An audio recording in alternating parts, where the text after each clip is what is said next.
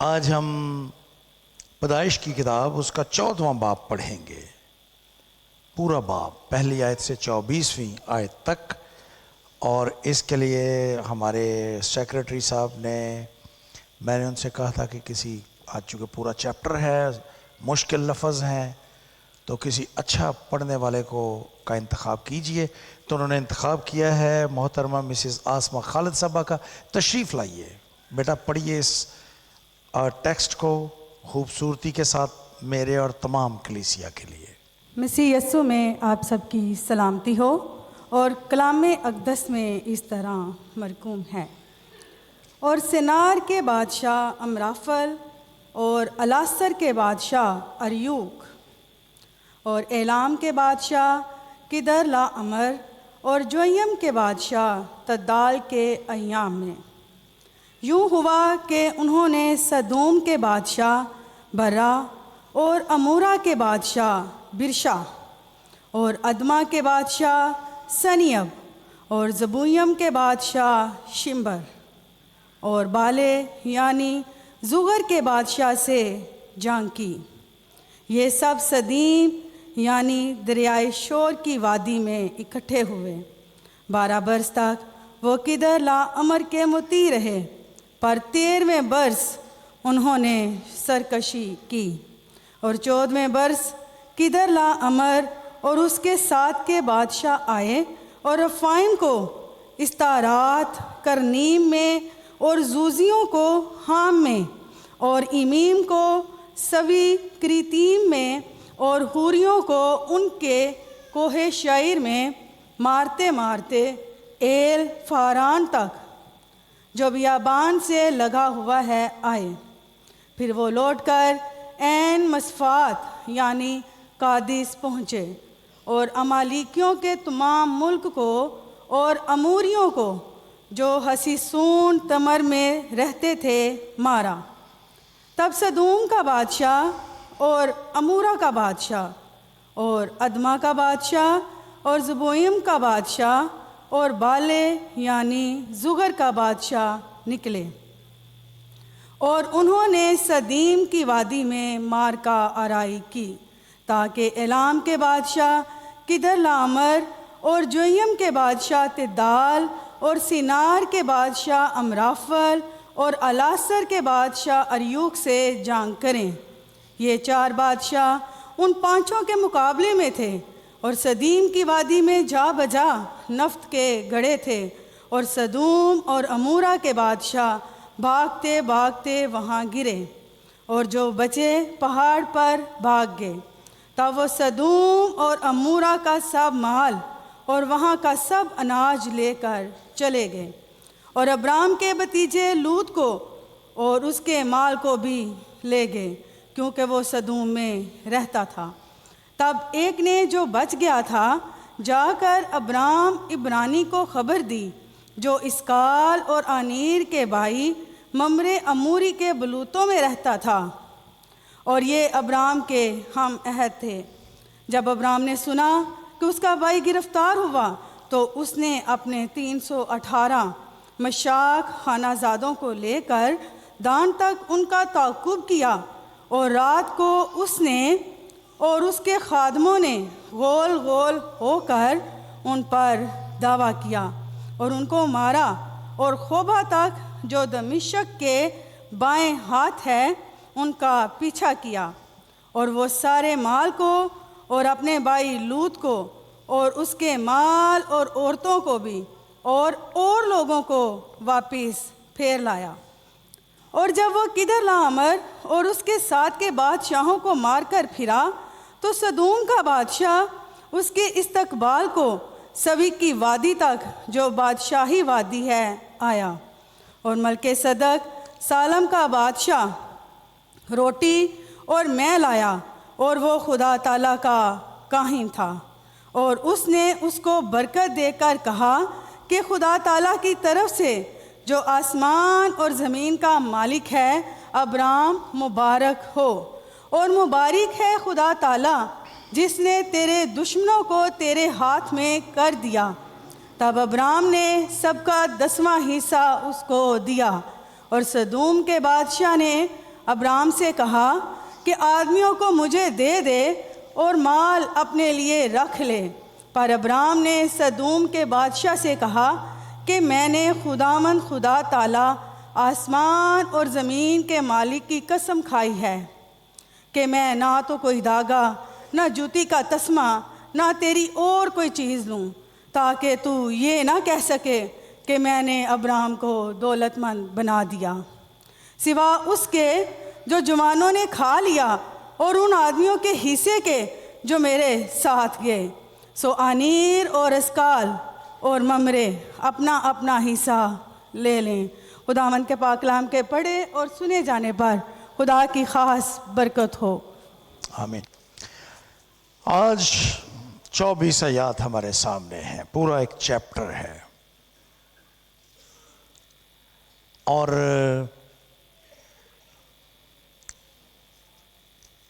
میں یہ بھی سوچ رہا تھا کہ آج ہمارے چرچ میں ایلڈر صاحبان کی مخصوصیت بھی ہے۔ مجھے کم از کم 7 لوگ نظر آ رہے ہیں، لیکن 8واں بندہ مجھے نظر نہیں آ رہا، کہاں پہ ہے؟ تو سامنے آ کے بیٹھے۔ آج ایلڈر صاحبان کی مخصوصیت بھی ہے، اور ہمارے سامنے آج معمول کے مطابق جس ترتیب سے ہم آ رہے ہیں، ہم نے پچھلی دفعہ 13واں باب اور اس کی 14ویں سے 18ویں آیت کا مطالعہ کیا تھا، تو آج ہمارے سامنے پیدائش کی کتاب کا 14واں باب ہے۔ میں جو باتیں آج کروں گا وہ نہ صرف تمام ایمانداروں کے لیے، آپ سب کے لیے ہیں، بلکہ خاص طور پر بطور پاسبان میرے لیے، میرے ساتھی پاسبانوں کے لیے، اور ایلڈر صاحبان جو آلریڈی ایلڈر ہیں مخصوص شدہ، اور ان کے لیے جو آج مخصوص ہونے والے ہیں، ان کے لیے ان میں خاص درس میں نے نکالنے کی کوشش کی ہے ان آیات میں سے۔ حسب معمول آپ جانتے ہیں کہ میں 3 یا 4 باتیں کرتا ہوں، تو آج صبح میں 3 باتیں آپ کے ساتھ کروں گا اس پورے چیپٹر میں سے۔ ایک لفظ بڑا مقبول ہے انگریزی زبان کا، انٹیگریٹی۔ بہت سے تراجم اس کے موجود ہیں، دیانتدار، صدق دل سے چلنے والا، وفادار، کئی ایک معنی آپ اس کے لے سکتے ہیں، لیکن میرے نزدیک اس کا ایک ترجمہ وقار بھی کیا جا سکتا ہے، عزت کے ساتھ، وقار کے ساتھ۔ اور آج میں آپ کے سامنے اسی نسبت سے چند ایک باتیں کروں گا، 3 باتیں کروں گا 14ویں باب میں سے۔ خدا کے لوگ کس طرح سے they live a life of integrity، وقار کی زندگی بسر کرتے ہیں، ایماندار، اور سمجھوتا، کمپرومائزز کرنے والے لوگ نہیں ہوتے، وہ وقار کے ساتھ رہتے ہیں۔ ہمارا رول ماڈل ہے ابراہیم، اور ابراہیم کی زندگی اس وقت ہمارے سامنے ہے۔ 14ویں باب میں زندگی، 13ویں باب کے آخر تک زندگی بڑی پرسکون تھی۔ ابراہیم اور لوط کے درمیان جو جھگڑا پیدا ہوا وہ بھی ریزالو ہو چکا تھا۔ لوط ترائی کے سارے میدانوں میں جہاں آج کل بحر مردار بہتا ہے، جس کے بارے میں بھی آپ کو میرے بھائی بھٹی صاحب آپ کو بتا رہے تھے، یہ وہ سرزمین ہے جہاں بحر مردار بہتا ہے۔ یہاں پر کسی زمانے میں سدوم اور عمورہ کے شہر آباد تھے، جو بعد ازاں آگ اور گندک سے برباد ہوئے، اور پھر دریا یردن کا پانی بھی وہیں تک پہنچتا ہے. وہاں پر جا کر دریا یردن جس کا آغاز ہرمون کے پہاڑوں سے ہوتا ہے، اس کا انجام بحر مردار پر ہوتا ہے. وہاں پر جا کر ختم ہو جاتا ہے دریا یردن. اس کا پانی اس سمندر میں گرتا ہے. یہ کوئی بہت وسیع اور ریز سمندر نہیں ہے، لیکن اس کو ہم بحر مردار کہتے ہیں. چھوٹا سمندر ہے. یہ دنیا میں سب سے یونیک ہے، اس لیے کیونکہ اس میں نمک کی تعداد بہت زیادہ ہے، کثافت بہت زیادہ ہے. اس وجہ سے اس میں کوئی شخص ڈوبتا نہیں. اور بھٹی صاحب جیسا جسیم آدمی بھی اگر اس پر لیٹ جائے پانی کے اوپر تو وہ یوں ہی محسوس کرتا ہے جیسے وہ بستر پر لیٹے ہیں. یہ اس پانی کی خوبی ہے. اور کیوں ہے اس کے بارے میں یہی کہا جاتا ہے کہ خدا نے جب سدوم اور عمورہ کو آگ اور گندک سے برباد کر دیا، اسی وقت ہم لوط کی بیوی کے بارے میں بیان پڑھتے ہیں کہ وہ پتھر کا ستون بن گئی. اس کے بارے میں جو ایک ستون کھڑا ہے جس کے بارے میں کہا جاتا ہے کہ یہ لوط کی بیوی ہے جو پتھر کا ستون بن گئی. ہم بھی وہاں پر گئے اور پاس کھڑے ہو کر ہم نے بھی اس کو دیکھا اور یہی کہا کہ یہ لوط کی بیوی ہے. وہ ایک ستون سا کھڑا ہے اور اس کے بارے میں خیال کیا جاتا ہے کہ وہ نمک کا ستون در حقیقت لوط کی بیوی ہے. تو یہ نمک ہے اور اس کی وجہ یہ ہے. لوط وہاں پر جا کر بس گیا، ترائی کے میدانوں میں، زرخیز چراگاہوں میں. جبکہ ابراہیم کنان میں ممرے کے بلوتوں میں اس نے اپنا ڈیرا لگایا اور وہیں پر اس نے خدا کے لیے مذبح بنایا اور یہ جگہ حبرون کہلائی. آپ پیدائش کی کتاب میں وہ مقام بھی دیکھتے ہیں جہاں سارہ انتقال کر جاتی ہے اور اس وقت ابراہیم بنی ہت کے ساتھ باتیں کرتا ہے اور ان سے التجا کرتا ہے کہ وہ اس کو کوئی جگہ مول دے دیں جہاں پہ وہ اپنے مردے کو دفن کر سکے. وہ جگہ بھی حبرون ہی ہے. سو Hebron is very important place. میں نے پچھلی دفعہ آپ کو بتایا تھا حبرون کے بارے میں کافی باتیں. حبرون میں ابراہیم رہنے لگا. زندگی پرسکون تھی. یہاں پر کچھ نہیں لکھا کہ کتنے برس گزر گئے، لیکن یوں لگتا ہے کہ کافی وقت گزر گیا تھا. سب کچھ پرسکون تھا. لوط بھی سکون کے ساتھ زندگی کو انجوائے کر رہا تھا اور دوسری طرف ابراہیم بھی حبرون میں رہائش پذیر ہو چکا تھا. اچانک ایک دفعہ پھر ٹھہرے ہوئے پانی میں کنکر گرتا ہے، لہریں بنتی ہیں. ہوا کیا کہ بہت سے بادشاہ اکٹھے ہو گئے اور انہوں نے حملہ کر دیا. یہ ساری جگہیں جن کا یہاں پر بیان کیا گیا، اب وقت نہیں ہے کہ میں ایک ایک جگہ کا دوبارہ آپ کے سامنے ذکر کروں. میری بیٹی آسمہ نے آپ کے سامنے ان کو پڑھا ہے، آپ نے سنا ہے ان کو. یہ ساری جگہیں جن کا یہاں پر ذکر کیا گیا آج کے موجودہ جارڈن، شام، ایران اور عراق کا علاقہ ہے، جہاں پر جہاں سے یہ لوگ سارے کے سارے جمع ہوئے. چوتھی آیت یہ بیان کرتی ہے کہ یہ سارے کافی عرصے تک، تقریباً 12 برس تک یہ لوگ کدرلا عمر کے تابع رہے اور اس کو خراج دیتے رہے. یہ سارے جو جہاں پہ لوط بستا تھا وہ بھی سارے علاقے، سارے سرزمین کے لوگ اس کو خراج دیتے رہے. لیکن بعد ازاں انہوں نے خراج دینے سے انکار کر دیا. پھر کدرلاؤمر اپنی ایک کنفیڈریشن کے ساتھ لوگوں کے الحاق کے ساتھ حملہ کر دیتا ہے. اور اس حملے میں لوط قیدی بن جاتا ہے.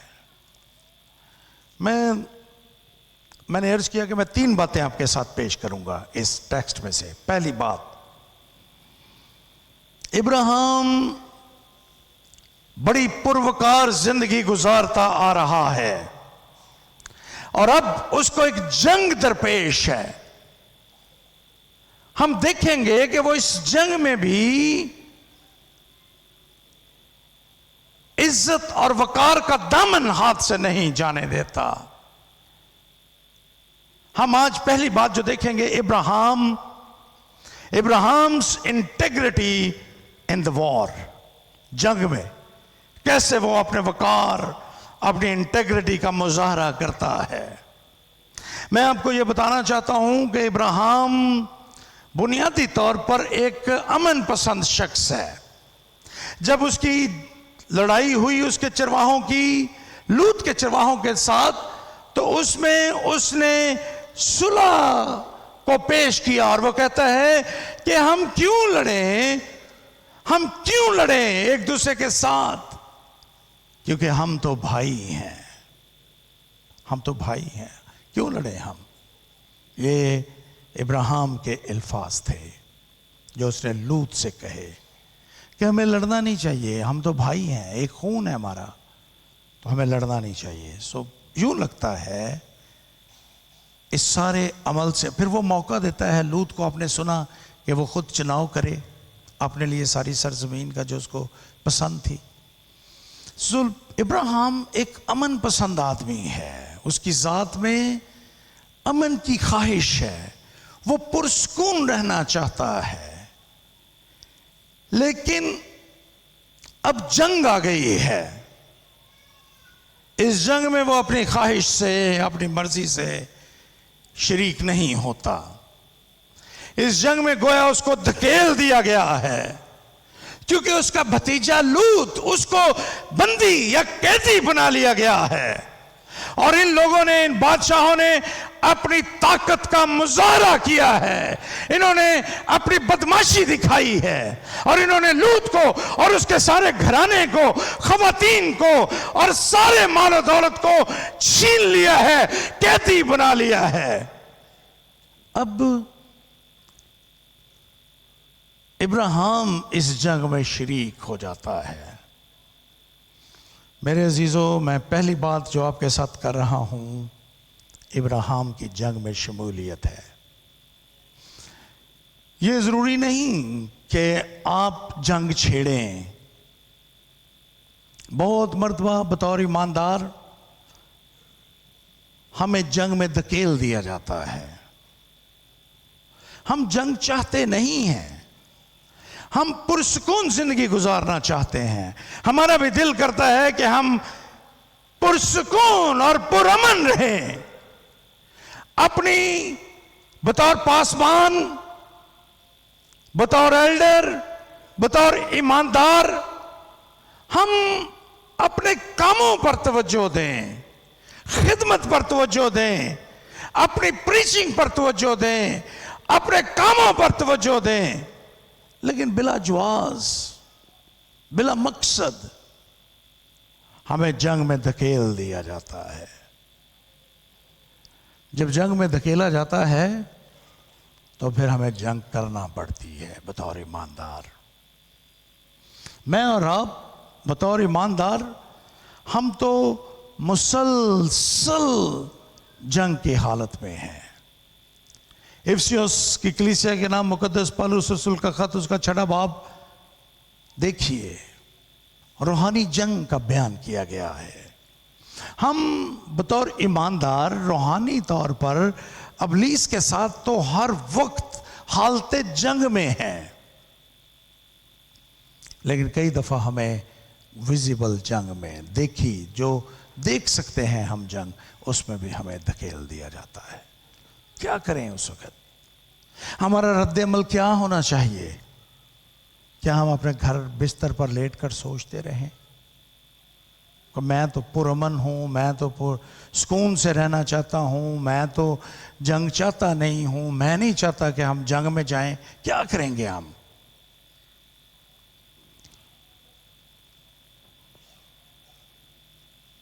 ابراہیم اٹھا, جنگ میں شریک ہو گیا. ایک پروکار جنگ, دشمن کے حربوں کا مقابلہ, لیکن عزت اور وقار کو کبھی اپنے ہاتھ سے وہ کھوتا نہیں ہے. اس کی جنگ ہے دشمن کے ساتھ, اتنے دشمنوں کے ساتھ اس کی جنگ ہو رہی ہے, اس نے اس کے لیے پریپریشن بھی کی ہے. آپ 14ویں آیت کو دیکھیں, وہاں پر لکھا ہے جب ابراہیم نے سنا کہ اس کا بھائی گرفتار ہوا تو اس نے اپنے 318 مشاق, تربیت یافتہ مشاق خانہ زادوں کو لے کر دان تک ان کا تعاقب کیا. دان تک ان کا تعاقب کرتا ہے وہ. دان سے بیر سبا, جیسے ہم کہتے ہیں نا کراچی سے خیبر. سو فلسطین کی یا اسرائیل کی جیوگرافی میں جب ہم پورے اسرائیل کی بات کرنا چاہتے ہیں تو ہم کہتے ہیں دان سے Beersheba. Dan is the extreme north of Israel. وہاں تک یہ ان کا تعاقب کرتا ہے ان لوگوں کا اس جنگ میں. جب تک وہ چھوڑ نہیں دیتے اس ملک کو, اس وقت تک وہ ان کا تعاقب کرتا ہے. آخری مقام تک ان کے ساتھ جنگ میں رہتا ہے. ابراہیم ایمانداروں کا باپ ہے, ہم نے اس کی زندگی سے سیکھنا ہے. لیکن اس یہاں پر کوئی ایسی بات نہیں لکھی کہ وہ اپنے دشمن کے ساتھ وقار کے ساتھ جنگ نہیں کرتا. آج کی دنیا بہت تبدیل ہو چکی ہے. ہم دوسروں کی عزت کا کوئی خیال نہیں کرتے. دوسروں کی عزت کی دھجیاں بکھیرنا جنگ میں ہم اپنا اصول سمجھتے ہیں. یہ سب سے گھٹیا ہتھیار ہے جنگ میں, یہ وقار نہیں ہے. میں آج صبح آپ کو یہ جو نئے منتخب شدہ ایلڈر صاحبان ہیں, جن کا بھی ہم مخصوص کریں گے, جن کو جو پہلے سے خادم ہیں, آپ جو ایماندار ہیں, میں آپ کے ساتھ یہ بات رکھنا چاہتا ہوں. اگر کبھی ہمیں مجبوراً کسی جنگ میں, لڑائی میں دھکیل دیا جائے تو بھی اپنے سامنے والے شخص کی عزت کا خیال رکھیے. لڑیں ضرور, لیکن اس کی عزت کی دھجیاں نہ بکھیریں. اگر آپ ایسا کریں گے تو آپ وہ سبق جو ابراہیم ہمیں سکھا رہا ہے, پروکار جنگ, دا وار ود انٹیگریٹی, یہ آپ کھو دیں گے. آپ اس پہ عمل نہیں کر رہے. سو خاندان میں کبھی کوئی مسئلہ ہو, کمیونٹی میں کبھی کوئی مسئلہ ہو, دوستوں کے ساتھ کوئی مسئلہ ہو, لڑیں ضرور لیکن وقار کے ساتھ, عزت کے ساتھ. اور یہ بات میں آج پہلی بات آپ کے ساتھ ابراہیم کی زندگی سے رکھ رہا ہوں. اس 24ویں باب میں سے آپ کی زندگی میں بہت سے وقت آئیں گے جب آپ کو مجبوراً, خوشی کے ساتھ نہیں, مجبوراً کام کرنا پڑے گا. میں آپ سے کہوں گا کہ وقار کے ساتھ لڑیے. انٹیگریٹی کو کبھی نہ چھوڑیے, بلکہ وقار کے ساتھ لڑیے. دوسری بات, جب ابراہیم یہ لڑ رہا تھا جنگ, یہاں پر ایک لفظ ہے جس کو میں معنی بتا دوں آپ کو. یہاں پر ایک مشکل لفظ لکھا ہے, اور سدیم کی وادی میں جا بجا نفت کے گھڑے تھے. نفت رال کو کہتے ہیں. یہ جو کچا یا خام تیل ہے اس کو کہتے ہیں. یہ ساری سرزمین آپ کو پتا تیل سے بھری ہے. سو یہ نفت کے گھڑے, یہ رال کے یا لیکوڈ خام تیل کے گھڑے ہیں جس میں لوگ گر پڑے اور مر گئے. یہ میں صرف آپ کو معنی بتانے کے لیے میں نے آپ کو کہا ہے. بہرحال پہلی بات جو میں آپ کے ساتھ بتا رہا ہوں, ابراہیم's انٹیگریٹی ان وار. جنگ میں کس طرح سے پروکار طریقے سے وہ جنگ لڑتا ہے. اس کی جنگ عام جنگ نہیں ہے، بلکہ وہ پروکار طریقے سے یہ جنگ لڑتا ہے اور جیت جاتا ہے. دان تک ان کا پیچھا کرتا ہے، جب تک وہ اس ملک کی سرحدوں سے نکل نہیں جاتے اس وقت تک وہ ان کا پیچھا کرتا ہے. اور آپ جانتے ہیں کہ اس کے بعد وہ دان سے پھر موجودہ شام کی سرحد شروع ہوتی ہے. سو وہ سیریا میں چلے گئے، وہاں پر وہ داخل ہو گئے، لیکن وہاں تک وہ ان کا سامنا کرتا ہے. وہیں پر 18ویں آیت سے شروع کر کے جب اس نے سارا کچھ ان پر دشمن پر فتح پا لی، تو 17ویں آیت میں لکھا ہے جب وہ کدرلا عمر اور اس کے ساتھ کے بادشاہوں کو مار کر پھرا تو سدوم کا بادشاہ اس کے استقبال کو سوی کی وادی تک جو بادشاہی وادی ہے آیا. اور پھر 18ویں آیت میں ایک اور شخص اس سے ملنے کے لیے آتا ہے. ویری ویری مسٹیریس پرسن، ملک صدق. اور یہاں پر ابراہیم پرستش کرتا ہے خدا کی. اور میرا جو دوسرا پوائنٹ ہے وہ یہ ہے ابراہیم's انٹیگریٹی ان ورشپ. ملک صدق آ گیا ہے یہاں پر. وہ سالم کا بادشاہ ہے. اس کی پوزیشن کیا ہے کہ وہ بادشاہ ہے. اس کی جگہ کیا ہے کہ وہ سالم کا بادشاہ ہے. سالم کا مطلب ہے پیس. کنگ آف سالم، سالم کا بادشاہ. سالم دراصل یروشلم کا پرانا نام ہے، اور یروشلم کا مطلب بھی ہے امن کی جگہ. جیروشلم، یروشلم. سو یہاں پر یروشلم کا بادشاہ جو بڑا پراسرار ہے. اگر آپ اس کے اسرار کے بارے میں جاننا چاہیں تو میرے ساتھ عبرانیوں کے نام خط اس کا 7واں باب اور اس کی پہلی 4 آیات دیکھیے. اور یہ ملک صدق سالم کا بادشاہ خدا تعالیٰ کا کاہن ہمیشہ کاہن رہتا ہے. جب ابراہیم بادشاہوں کو قتل کر کے واپس آتا تھا تو اسی نے اس کا استقبال کیا اور اس کے لیے برکت چاہی. اسی کو ابراہیم نے سب چیزوں کی دائیکی دی. یہ اول تو اپنے نام کے معنی کے موافق راست بازی کا بادشاہ ہے، اور پھر سالم یعنی صلح کا بادشاہ. یہ بے باپ، بے ماں، بے نسب و نامہ ہے. نہ اس کی عمر کا شروع نہ زندگی کا آخر، بلکہ خدا کے بیٹے کے مشابہ ٹھہرا. ملک صدق، یہ عبرانیوں کے خط میں اس کا بیان ہے. لوگ اس کو مختلف تشبیہات سے یاد کرتے ہیں. کچھ لوگ کہتے ہیں کہ یہ ایوب ہے. کچھ لوگوں کا خیال ہے کہ یہ ہنوک ہے جو واپس زمین پر آتے ہیں ابراہیم کا استقبال کرنے کے لیے، ان میں سے کوئی ایک. لیکن نیو ٹیسٹمنٹ عہد جدید اس کے بارے میں اس کو مسیح سے تشبیہ دیتا ہے. پرانے عہد نامے میں اس کی زندگی کی کوئی تفصیلات اس کے بعد موجود نہیں ہیں.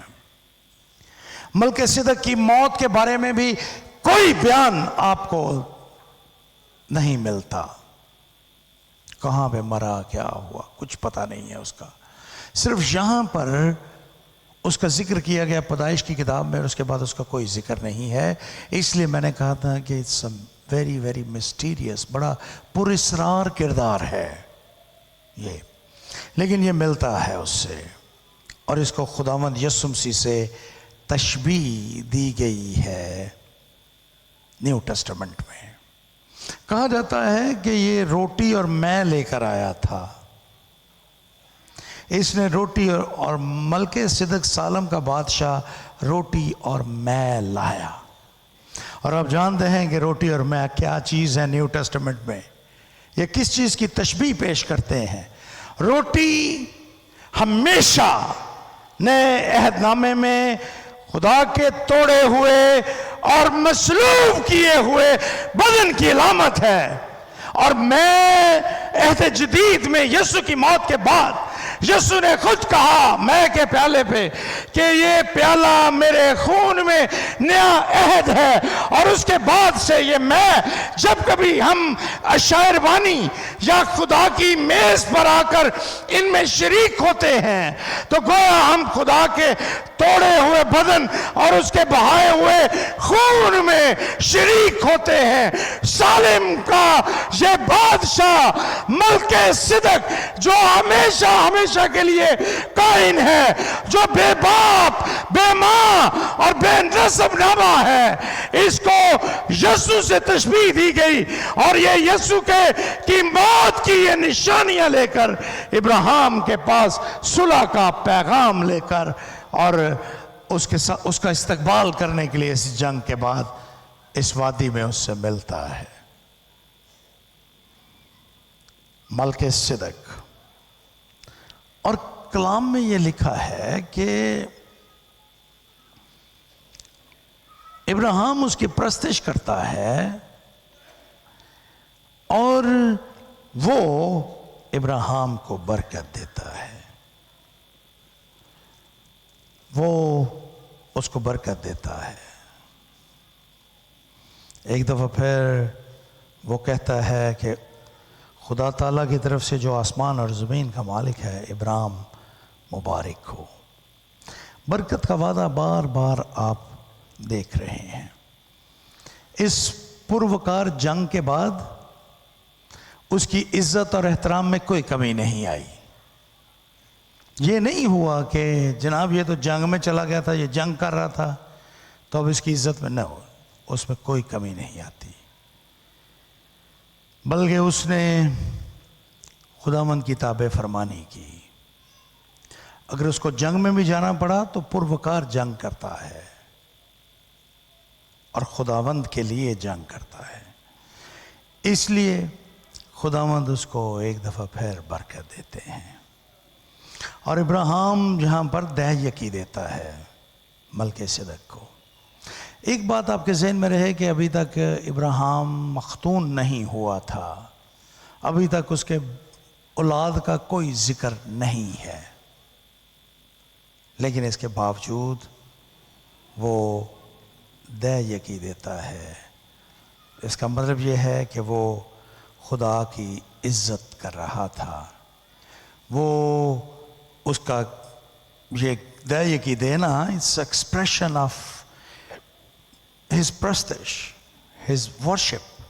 کرنتھس کی کلیسیا کے نام مقدس پالوس رسول کا دوسرا خط اس کا 9واں باب اور اس کی 7ویں آیت میں لکھا ہے، جس قدر ہر ایک نے اپنے دل میں ٹھہرایا اسی قدر دے، نہ دریغ کر کے نہ لاچاری سے، کیونکہ خدا خوشی سے دینے والے کو عزیز رکھتا ہے. یہ پرستش ہے خدا کی. جب ابراہیم طے یقی اس کو دے رہا ہے ملک صدق کو، یہ نشان تھا خدا کی تابع فرمانی کا. اور جب وہ ایسا کرتا ہے تو ملک صدق ایک دفعہ پھر اس کے لیے برکت کی دعا کرتا ہے. اور خداوند ایک دفعہ پھر ملک صدق کے حوالے سے اس کو ساری برکت کے وعدوں یاد دلاتا ہے جو اس نے کیے تھے. سو دوسری بات بیسیکلی جو میں کر رہا ہوں یہ ہے کہ جب ملک صدق ملتا ہے تو دہ یقی دینے کے وسیلے سے خدا کی پرستش کرتا ہے ابراہیم، اور اس پرستش میں بھی ایک وقار ہے، انٹیگریٹی ان ورشپ. اور تیسری اور آخری بات جو آج میں آپ سے کرنا چاہتا ہوں اس پورے باب میں سے وہ یہ ہے، اور یہ سب سے اہم بات ہے، غور سے سنیے گا. ابراہیم's integrity in wealth. دولت میں اس کا وقار، یہ سب سے خطرناک بات ہے۔ آپ جانتے ہیں کہ دولت آج کس قدر اہم ہو گئی ہے، ہم کس قدر دنیا میں دولت کی ریل پیل اور پھر لوگوں کا اس کے پیچھے بھاگنا، اس کو حاصل کرنے کے لیے نت نئے طریقے اختیار کرنا، یہ ساری چیزیں ہمیں نظر آ رہی ہیں۔ لیکن ہم یہاں پر دیکھتے ہیں سدوم کا بادشاہ نے ایک آزمائش رکھی ابراہیم کے سامنے۔ اس نے کہا کہ سدوم کے بادشاہ نے ابراہیم سے کہا آدمیوں کو مجھے دے دے اور مال اپنے لیے رکھ لے۔ کو آج کا کوئی بندہ ہوتا تو کہتا اچھا مال آن دیو، مال رکھ لیتے ہیں۔ ہاں، بڑی آزمائش تھی ابراہیم کے لیے یہ، کیونکہ روپیہ پیسہ کس کو عزیز نہیں ہے۔ لیکن ہم ابراہیم کو دیکھتے ہیں کہ وہ ایک دفعہ پھر اپنے وقار کو بلند رکھتا ہے۔ اور میں اپنے ساتھیوں سے یہ کہوں گا جو میرے ہم خدمت ساتھی ہیں، ایلڈر صاحبان، پاسبان، اور آپ سب جو ایماندار ہیں، بی کیئرفل۔ آپ اپنی زندگی کے اس سفر میں، دا جرنی آف فیتھ میں، آپ محتاط رہیں۔ اگر کبھی آپ کو اس میں جنگ میں دھکیل دیا جائے تو پروقار طریقے سے لڑیے گا۔ اگر آپ کو خدا کی پرستش کا موقع ملے، اس میں بھی اپنے وقار کو ہمیشہ مد نظر رکھیے گا۔ اور اگر کبھی دولت کا معاملہ آ جائے تو اس میں بھی آپ کا وقار نہ جائے، آپ کی عزت نہ جائے۔ خدا آپ کو کثرت سے دے، ہر چیز آپ کو مہیا کرے۔ میری دعا ہے اپنے ساتھیوں کے لیے، میں اپنے پاسبان ساتھیوں کے لیے ہمیشہ یہ دعا کرتا ہوں کہ خداوند ان کو ہر چیز کثرت سے دے، ہم سے کہیں زیادہ برکت ان کو دے۔ وقت کے ساتھ ساتھ جو چیزیں ان کو درکار ہیں خدا ان کو عطا کرے، لیکن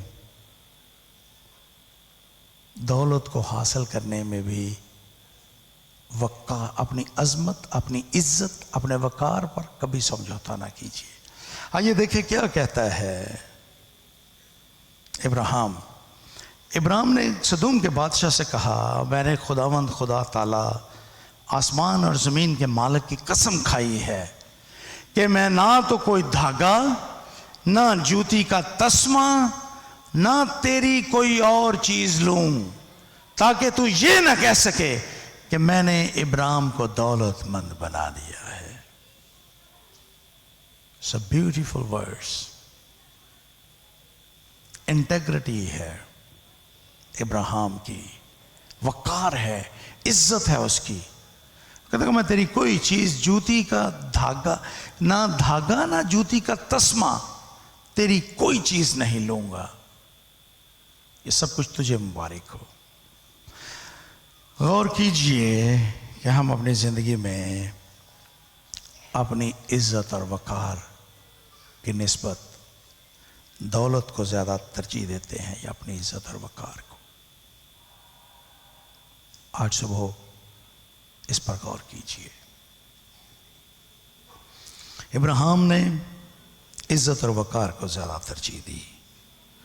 یہ چیپٹر پورے کا پورا جو باب ہے یہ بیان کرتا ہے کہ وہ جنگ لڑتا ہے انٹیگریٹی کے ساتھ، خدا کی پرستش کرتا ہے انٹیگریٹی کے ساتھ، اور وہ دولت کے اعتبار سے بھی اپنی انٹیگریٹی پر کوئی کمپرومائز نہیں کرتا۔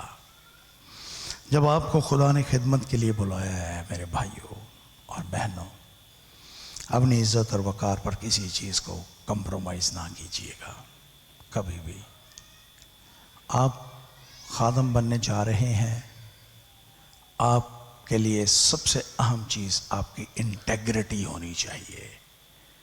Your integrity is your must be your first priority۔ آپ کی پہلی ترجیح آپ کی عزت ہو، اور اس کے بعد باقی سی چیزیں۔ یہ دولت، یہ حشمت، یہ سب کچھ آپ کو مل جائے گا، لیکن خدا آپ سے چاہتا ہے کہ آپ پروکار زندگی گزاریں۔ آئیے ہم اپنے